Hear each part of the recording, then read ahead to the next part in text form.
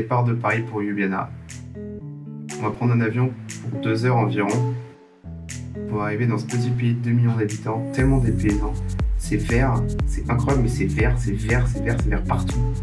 C'est assez fou. À chaque fois que tu tournes la tête, t'as l'impression que tu vas avoir un nouvel arbre. Comme on est arrivé le soir, on a essayé tout de suite de ne pas perdre de temps et de monter vers le haut de la ville. Donc il y a un château au-dessus du Ljubljana qui permet d'avoir une vue plongeante sur toute la ville et sur le coucher de soleil. Donc c'est notre première étape.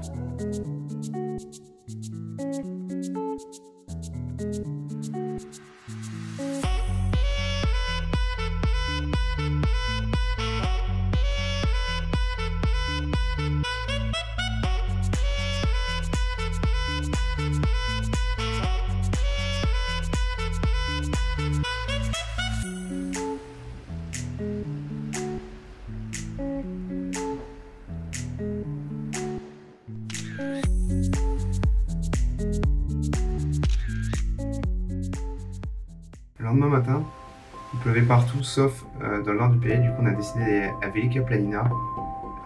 C'est des montagnes un petit peu perdues, pas très touristiques. Et quand on est arrivé là-bas, on était seul, et genre vraiment tout seul. On n'a croisé personne pendant une heure, peut-être on a croisé personne. Et il y avait une ambiance.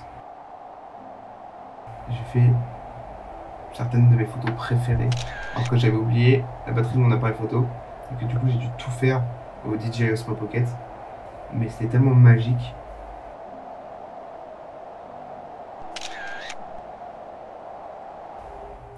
Ensuite, direction Maribor, dans l'est du pays pour la fin de l'après-midi. J'ai pas grand chose à dire sur cette ville, elle est sympa, mais bon, sans plus. Il n'y a pas un énorme charme. Voilà, c'est joli, mais bon.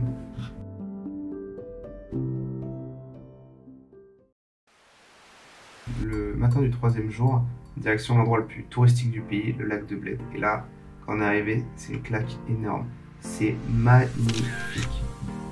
Mais c'est assez étrange par rapport au reste du pays qui est assez peu touristique finalement. Là, il y avait vraiment beaucoup de monde. Toutes les bordures, on voyait des touristes partout. Du coup, on a décidé de monter. On a marché pendant 25-30 minutes pour arriver sur une vue.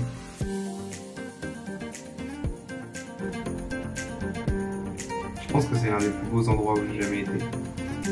C'est ultra impressionnant quand on est en haut.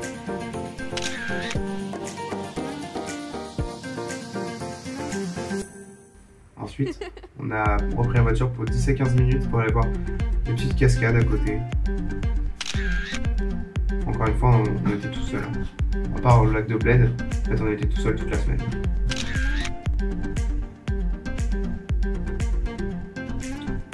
On a repris la voiture pendant 20 minutes pour aller au lac de Boinge, qu'on a trouvé sur Pinterest. Et là, on était assez étonnés, il y avait de la neige partout. Genre vraiment partout, il y avait de la neige. Alors qu'on était fin avril. C'est moins joli que le lac de Bled, mais je pense que c'est plus authentique. Ça a son charme.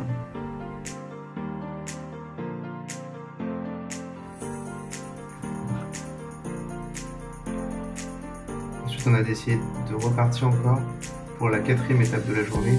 Donc c'est des petites cascades avec, je pense, ma plus belle photo du séjour. Peut-être ma photo préférée.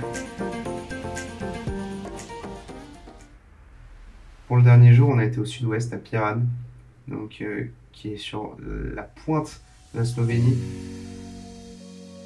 sur les quelques kilomètres de côte qu'il y a dans le pays. Et nouvelle journée, nouvelle ambiance. On est passé de l'Écosse à un lieu féerique et maintenant on est de retour sur une ville qui ressemble à n'importe quelle ville méditerranéenne finalement. Des maisons couleur pastel. Encore une fois, ça a un vrai charme, c'est vraiment magnifique. C'est assez fou de se dire que dans un tout petit pays comme ça, il peut y avoir autant de diversité.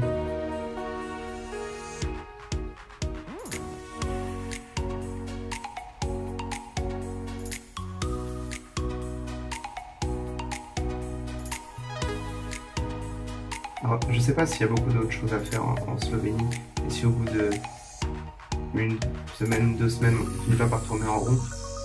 Mais franchement, en 4 jours, j'ai pris une claque tous les jours. Il y avait des ambiances différentes partout. C'était vraiment magnifique.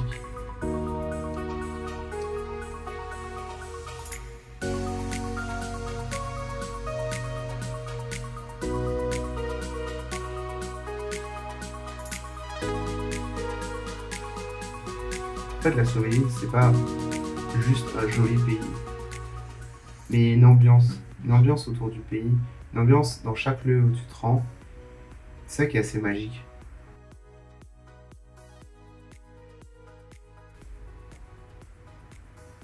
Et le cœur vert de l'Europe porte bien son nom.